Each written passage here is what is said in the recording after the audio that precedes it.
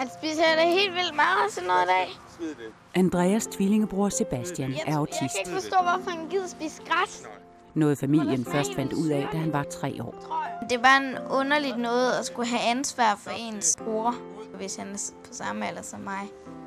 Det er altså rimelig mærkeligt. Ud med det. En hesteknæve. Det ligner altså mere en hundelort, far. Børn med handicappede søskende udgør en overset gruppe. I dette program følger vi børnene i 3 familier. Han har sådan nogle perioder, hvor han er rigtig meget syg. Han får de anfald, hvor han ikke kan trække vejret, hvor han kan risikere at dø. Der var jeg bange for det. Det er lidt hårdt at have angsten ind i sig med, at det sker bare igen og igen og igen. Det er, når hun selv siger, hvorfor er jeg født sådan her. Så bliver jeg også, så synes jeg også, jamen, så siger hun, hvorfor er jeg ikke født ligesom Helene. Og så kommer jeg til at tænke på det, og så synes jeg bare, det er lidt synd for hende, men alligevel ikke, fordi hun er født sådan, og jeg er rigtig glad for hende, som hun er. Dengang vi var i Disney.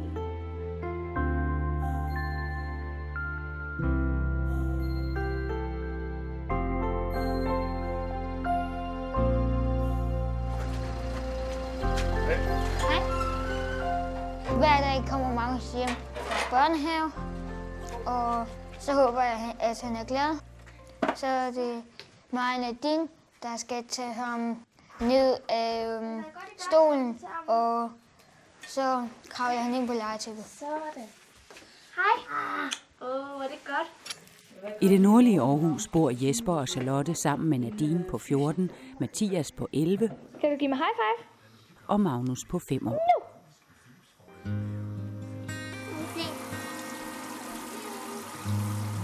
Du er bedre, Magnus. Da vi fik at vide, at en lillebror, der vidste vi ikke, at han var handicappet. Jeg fik i hvert fald et chok, fordi hans ene ben lå jo ved skulderen, og så var han rød og sådan. Han var helt lille, skrøbelig. Han blev sådan lidt chokeret. Dengang han var helt lille, fik han jo anfald, så han ikke kunne få vejret. Og der skulle man hele tiden holde øje med ham. Kommer du ned og pjaske? Og så passede min far om natten, hvor han fik det der anfald og skulle vende ham. Og så om morgenen ved 7-6 skulle han så på arbejde, og så sådan gik det bare, for der havde vi ikke så meget hjælp. Og så sådan lidt senere, der fik vi så en aflaster, som så passer ham. Hvad skal vi lave? Er du sulten? Eller er du tørstig? Vil du ikke have noget at spise? Yoghurt! Vil du gerne have yoghurt? Hvad? Nogle gange, så kan det godt være lidt træt på en måde, fordi jeg skal hele tiden være der og hjælpe ham, og nogle gange give ham mad, fordi det kan han heller ikke så godt selv, og ordne alt det der. Det kan godt være lidt træt nogle gange, men jeg hygger mig også, eller vil jeg jo ikke gøre det. Du er så meget i mausen. Fik du ind på lægen? Han har sådan nogle perioder, hvor han er rigtig meget syg. Han får de anfald, hvor han ikke kan trække vejret, hvor han kan risikere at dø. Der var jeg bange for det, for der kunne han ligge og lege, og så lige pludselig blev den helt blå i hovedet og sådan noget. Og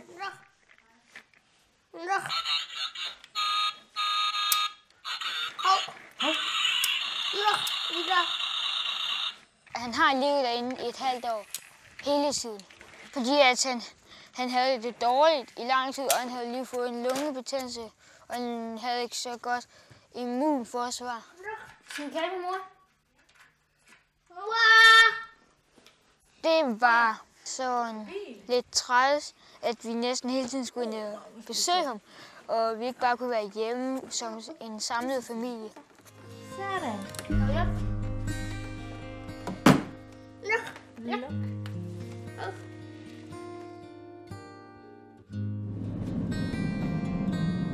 vi er på vej ud til Sebastian.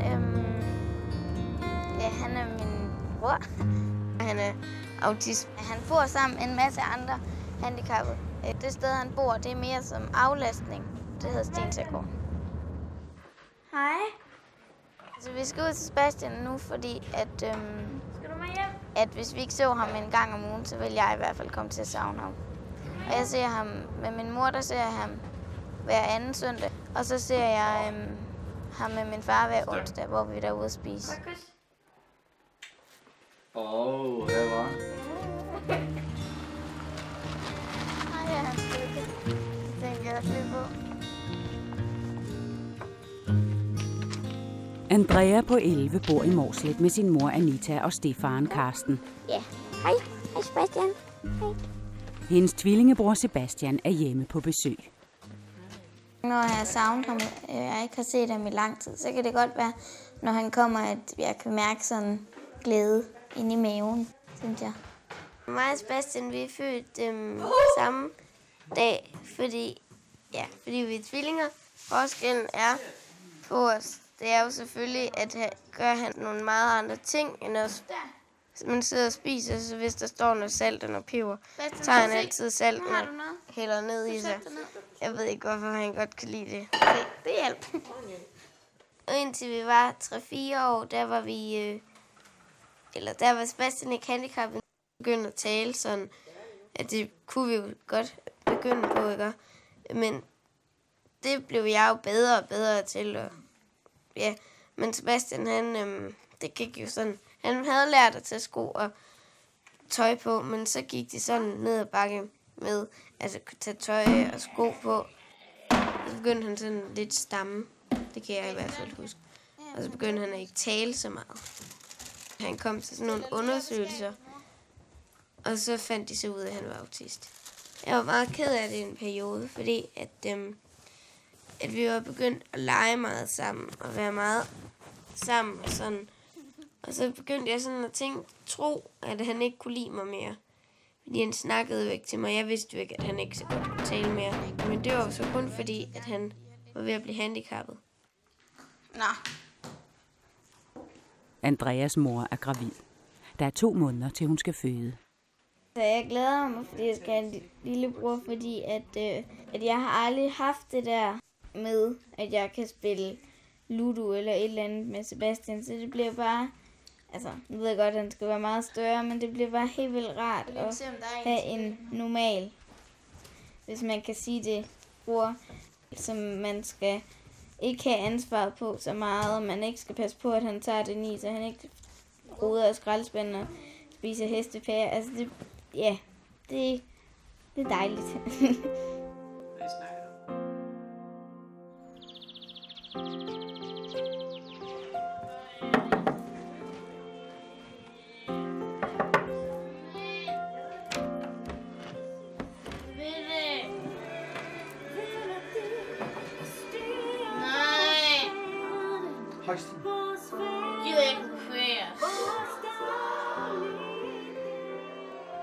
Min storesøster er handicappet. Hun har det lidt svært. Hun bliver sur, når man går ind på værelset. Så siger hun, ud! Nogle gange, når man siger, hvad hun skal gøre, sådan, så bliver hun bare finde på at råbe af en. Det kan godt være lidt svært. Jeg vil gerne alligevel. Nu er Christine min storesøster, men alligevel gør jeg hende og tager ansvaret for hende. Og det gør Jens faktisk også nogle gange. Der er nogle ting, som hun ikke selv kan, og hun skal have lidt ekstra hjælp til, men det klarer vi fint. Det er bare blevet hverdag. Lidt uden for Aarhus bor Hans og Lene med deres 3 børn.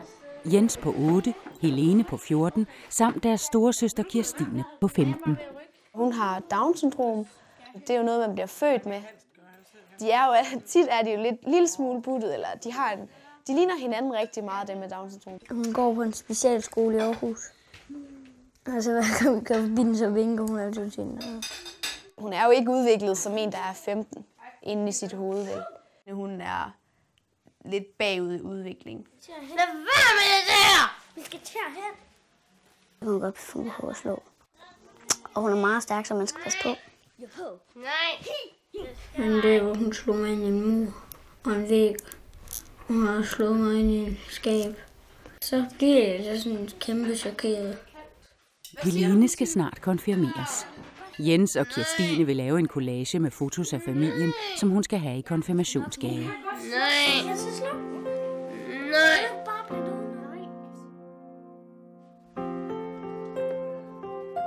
Så Magnus, kan du lige klappe den så? Så finder jeg den. Så. Jeg elsker Magnus alt på jorden. Altså, nok fordi, at nogle de kan jo godt sådan skubbe ham lidt væk, fordi han er anderledes. Men jeg er sådan på en måde taget mig lidt mere af ham, fordi han er anderledes. Og så får han jo nok ikke helt vildt mange venner, så han er også meget tilknyttet til mig. Så hver dag så er jeg sammen med ham. Skal du til den her nede i kurven? Den er tom, så den skal i skraldespanden. Så kører du ud i køkkenet og smider den ud. Når jeg har venner på besøg, så giver jeg ham også lov til at være herinde. Hvis det så derimod har været en almindelig, så vil jeg nok bare have ud med jer og ikke nu og sådan noget. Kan du gå ind og tænde fiskelyset ind på værelset, så vi kan give dem noget at spise? Men Magnus er sådan lidt mere speciel med, at han får lov til alting her med mig. Også selvom jeg har store lektier for, så får han lov at sidde og irritere mig. Har du gjort det nu? Ja. Ja, så skal vi se. Så prøv at se her. Så tror jeg lige, jeg går herhen ved siden af dig. Fint. Så finder du fiskemaden. Kan du gøre det? Nogle gange kan det være svært at sætte grænser. Selvom jeg siger stop, så bliver han ved, og hvis jeg så beder ham om at gå, så begynder han at græde, og så bliver jeg den der lille glide person, som så trøster ham, og så giver jeg ham lov til alting herinde, selvom jeg lige har sagt nej. For han ved lige, hvordan jeg skal også sige ja til ham. Det, der gør mig ked af at være i den her familie nogle gange, det er nok, at nogle fra min klasse, de skal i Djurs Sommerland med hele familien, og de skal lige alle sammen afsted, og så hvor vi det så derimod, vi har Magnus hjemme, og vi kan ikke bare lige tage afsted som en hel familie.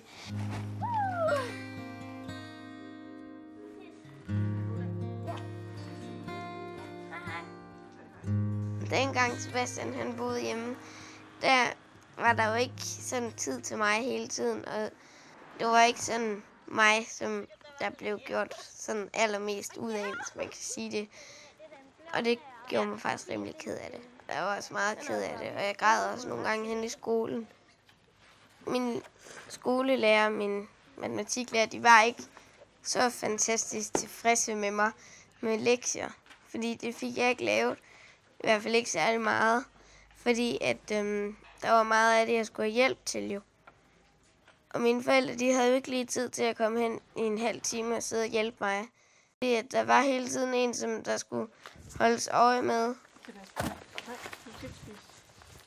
Sebastian, han kræver helt vildt meget tid, og det er også derfor, han ikke bor hjemme, fordi at han kan, i det ene øjeblik kan han gå hen og tømme hele køleskabet, og så det andet øjeblik, mens der er nogen, der er ved at samle op, så kan han gå op på badeværelset og tage et bad med tøj på. Og det var så derfor, at til sidst der valgte vi så, at han skulle derud og bo ude på Stensagården. Fordi at vi ikke kunne klare det mere. Min mor og min far, de var både helt vildt stressede, og det var jeg faktisk også sådan lidt, fordi at jeg nåede jo ikke at lave de ting hen i skolen, og jeg prøvede sådan lidt at skynde mig at blive færdig hen i skolen og hen på fritidshjemmet, for at jeg ikke skulle lave det derhjemme, fordi det kunne jeg ikke lave derhjemme. Og jeg kunne heller ikke få fred til det, fordi der var larm. Der hvor Sebastian flyttede, der var det både sådan dejligt, fordi man ikke sådan havde ansvar for ham, og måske kunne man få lavet sine lektier bedre. Og så var det selvfølgelig også mærkeligt, fordi at der plejer altid at være en som løber rundt med en bold foran fjernsynet, eller en, som man lige skal se efter, eller en, som man kan høre ovenpå, som skrætter med et eller andet. Så det savnede jeg virkelig meget, fordi det var jo bare sådan noget, jeg havde vendt mig til. Så det var både sådan, det var både rart og trist.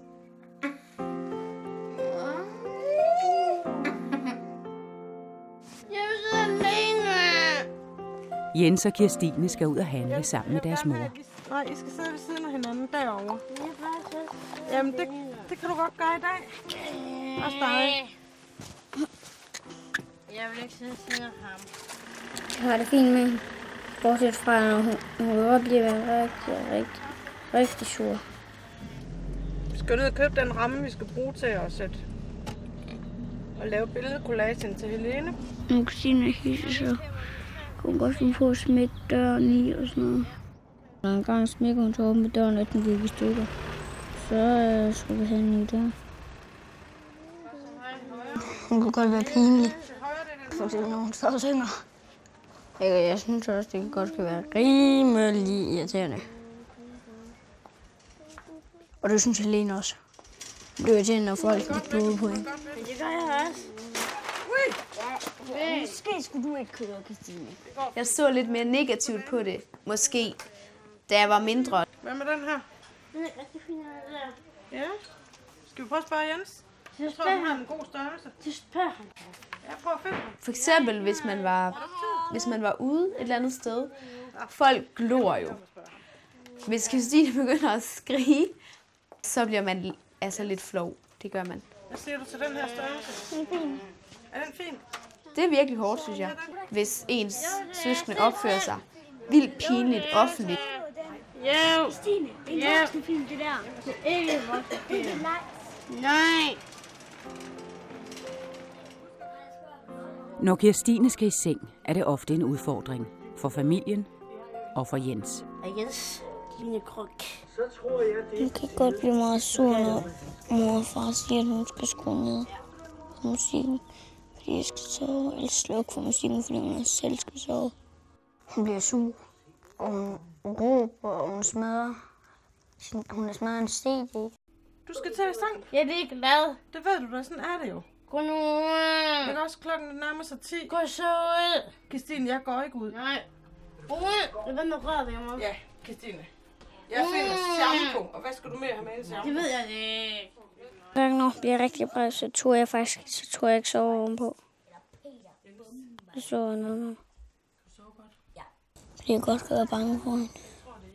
Så kan det være, at Stine kommer ind til mig, så kan jeg godt blive bange. Og så kan det være, at hun skal slå mig. Det har jeg bare sådan en mærkelig tanke om. Hvis hun nu kommer ind til mig og slår mig. Det var under min dyne. Jens, jeg lader døren stå på klem, ikke også? Kan du sove godt?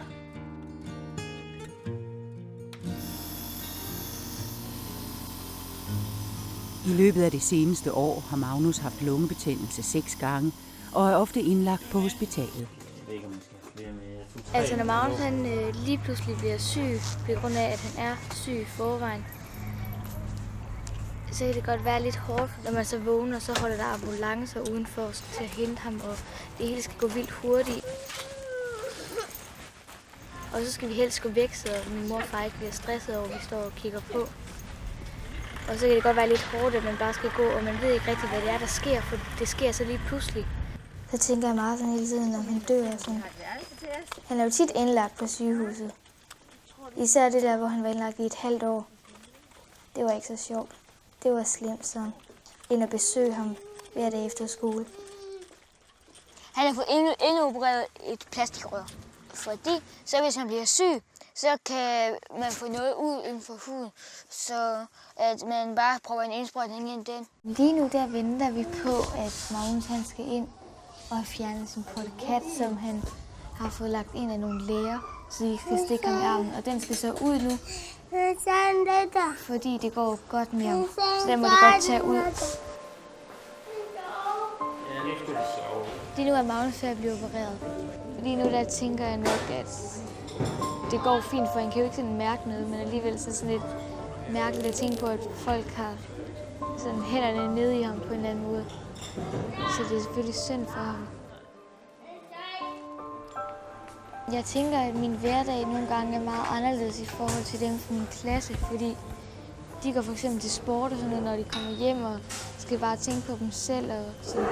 Men jeg tænker også tit sådan meget på Magnus, når han er inde på sygehuset og har været meget dårlig og sådan noget. Derfor tager jeg også tit herind med min far og familie for at se til ham. Og så er det også lidt svært nogle gange, og så skal have lektierne med herind. Også ens morfar også var mere stresset og ikke skulle spørge særlig meget, før det sådan flippede. Vil han så have et ar? Ja, han er blevet sygt indvendigt i årene indvendigt. Og så er han blevet sygt i mellemlaget, og så er han blevet sygt udvendigt også. Noget af det værste, det er, når de er stresset. For det er i hvert fald hårdt for mig, at min mor i hvert fald hele tiden er stresset. Og på en måde kører det hele op, fordi der er så meget, man skal nå, og man vil bare gerne hjælpe. Men hun vil også gerne gøre tingene selv nogle gange. Og så står man bare i vejen.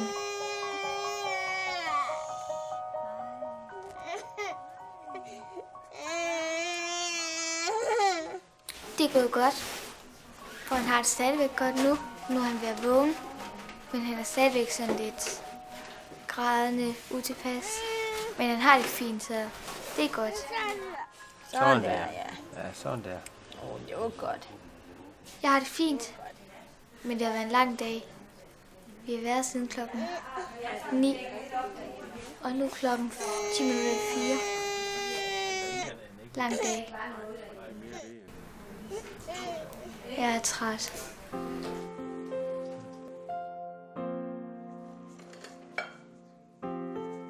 Andrea besøger både Sebastian sammen med sin mor og stefar, og i dag sammen med sin far. Nej, du skal lade verden gøre ondt. Jeg har lavet en aftale med mig selv, at jeg vil ud til Sebastian. Også når jeg bliver stor, altså teenageårene, hvor man skal ud og feste og sådan noget. Så ville jeg gerne aflyse en fest, hvis jeg kunne. Hvis jeg ikke havde været ude til Sebastian, fordi det skal jeg. Der var en periode, hvor at han, når jeg kom ud til ham, så skubbede han mig bare væk og sådan blokkede mig sådan lidt af, sådan han ikke sådan rigtig snakkede med mig, eller hvad man skal sige, han gør. Det blev jeg ked af, og det synes jeg var rigtig svært, fordi at sådan plejede han ikke at gøre. Men det var også sådan lidt der, hvor han skulle til at flytte derud. Og så tror jeg, der var mange ting, som kørte sådan rundt i hovedet på ham. Så kan det godt være, at det så var mig, der gik ud over. Sebastian, hold op. Jeg ved ikke, om man elsker en handicappet bror eller søster på samme måde, som man elsker en normal, hvis man kan sige det. Fordi når man er normal søster og bror, hvis man, eller søster eller bror, så er der jo mange, der kommer op og skændes og sådan noget. Det gør jeg jo ikke med Sebastian. Jo, det kan godt være, at nogle gange han ødelægger nogle af mine ting. Men det er ikke så, at jeg begynder at skælde ham ud og hvor han er dum og sådan noget. Fordi jeg ved jo godt, det ikke er med vilje, han gør det. Men jeg kan selvfølgelig godt blive ked af det, og synes, han er dum skid, ikke? Men alligevel så inderst inde, så ved jeg jo godt, at han ikke gør det for at sove mig, hvis man kan sige det. Nej. Det er bare en underligt noget at skulle have ansvar for ens bror. Det er altså rimelig mærkeligt, hvis han er på samme alder som mig. Det er en lort, far. Ud med det. En hestepære.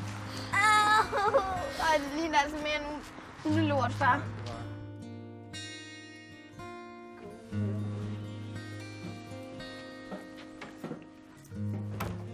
Du skulle nå at lave kulisse. Jeg gider ikke. Jo, det skal du. Nej. Skal du snart lave kulisse? Nej. Jo, skal du lave kulisse? Nej. Jo. Nej. Jo. Jeg bliver her. Til Helenes konfirmation skal Christine og mig lave en collage til Helene med en hel masse billeder fra dengang hun var lille. Der har vi Helene. Jeg synes altså ikke, du skal have. Hvad? Det er billeder af hende der. Nej, men det bestemmer du selv, hvorfor nogle billeder. Det må bare ikke være med, at hun er i bad eller sådan noget, vel? Det tror jeg heller ikke. Så er også kun 2 eller 3 år. Det skal jeg nok lige tage. Yes. Christine, det er mit billede, det er bagpå. Nej. Jo, det er mit billede. Nej. Jo, det er. Nej. Det er mit billede. Mm. Det er mit. Nå, ja. Når jeg skal arbejde sammen med Christine, så vil det faktisk tit godt være sjovt. Selvom hun også godt kan blive sådan lidt. Og så giver hun bare sådan en kæmpe krammer, sådan, når man overhovedet kan trække vejret. Men hun er rigtig stærk. Nej, Jens, jeg har det ikke. Nej, vi har jo lige nu. Nej, men det skal jo på der. Nogle gange så tror hun heller ikke, så giver hun heller ikke selv, så siger hun bare, at hun ikke er handicappet. Og så siger vi lige, Christine, du ved vi nu ikke helt, om du er. Jeg vil ikke være handicappet. Hun vil være ligesom os, siger hun.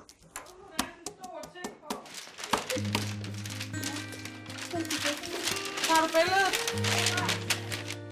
Ej, hvor er det flot. Jens, det er sgu da flot.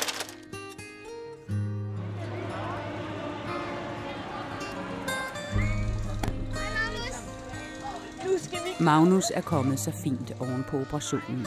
Familien Erland er taget i Tivoli Friheden for at fejre det. Jeg synes, det er meget dejligt, fordi så er familien sådan samlet for en gang skyld på en udflugt. For Magnus kan jo ikke komme med til udlandet, fordi sådan noget med tryk i flyverne og sådan noget, det kan han risikere at dø af og sådan noget, og sejle, hvis han nu bliver dårligere.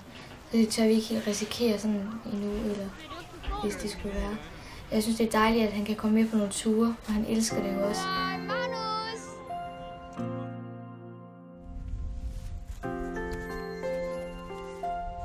Andrea har fået en lillebror. Han er nu et par måneder gammel. Jeg er helt vildt glad for, at jeg har fået ham, og han er jo bare den bedste baby i hele verden.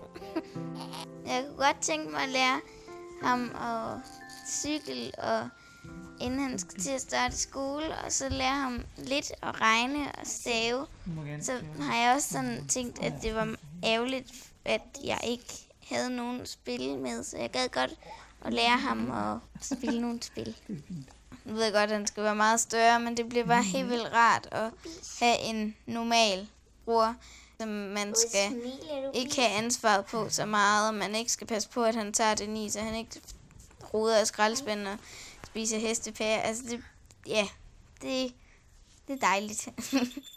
Så tænker jeg sådan på, at det kan faktisk også godt risikere, at han bliver handicappet. Men så bagefter tænker jeg sådan, nej, det gør han jo nok ikke, fordi, nej.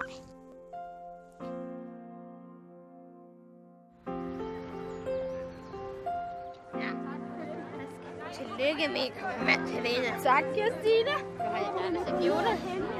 Det har du også. På min konfirmationsdag at have en søster med handicap, det er det samme som at have en søster uden handicap. Det er at have en søster, som er der og støtter en og siger, ej, hvor er du smuk i din fine kjole. Så vil jeg gerne sige nogle ting til mine små søskende, som jeg plejer at sige. Kirstine, du er min storesøster, men jeg er jo stadigvæk højere end dig. Men det går ikke. Det har vi det meget sjovt med. Jeg synes godt, man kan sige, at vi to har fulgt hinanden igennem de fleste ting. Både sygdom, som ingen af os så godt kan lide at snakke om, men også alle de dejlige ting, som dengang, hvor vi var mindre, og hvor mor og far tog os med til Pindstrup. Og der hyggede vi os rigtig meget. Og så når jeg nogle gange får lov til at komme ind på dit værelse, så vil du gerne lave et lille show, eller så kan vi se en film eller et eller andet. Det bliver bare rigtig dejligt. Og du skal selvfølgelig også vide, at jeg elsker dig rigtig højt. Jeg elsker også dig, Helene. Altså mig og Jens, jeg vil gerne give en gave til Helene. Sådan som hun er jeg bare rigtig, rigtig glad for. Jeg kunne aldrig tænke mig at have en anden søster end hende. Er I dumme? Det ville være helt forkert for mig. Så det betyder bare rigtig meget.